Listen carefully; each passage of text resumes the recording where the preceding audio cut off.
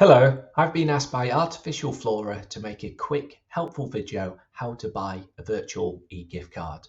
So when you buy a gift card, your loved one will receive an email, and on top of the email there'll be an image. This is the image they will see. If you do not want this image, press View All Images, select from one of the 20 categories, so let's say I love you, and there's 220 photos in total.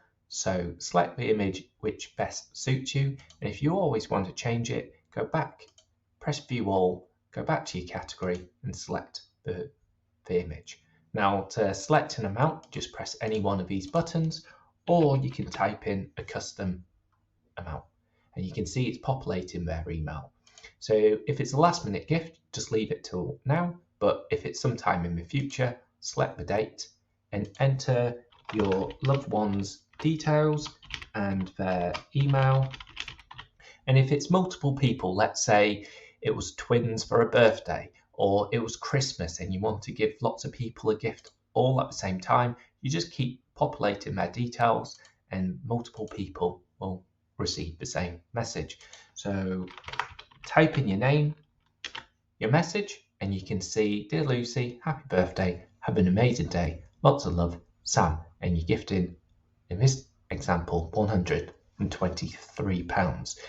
Tick this box to receive an email notification. So this will tell you when the gift card has been sent out to your loved one. And when you're ready, press Add to Basket.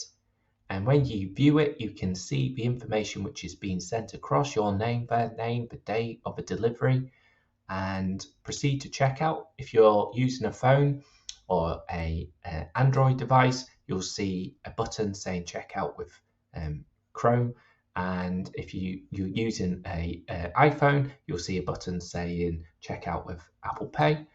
And there's no need to enter your shipping details because it's going straight to their email. And once you fill in your details, press place order. Thank you ever so much.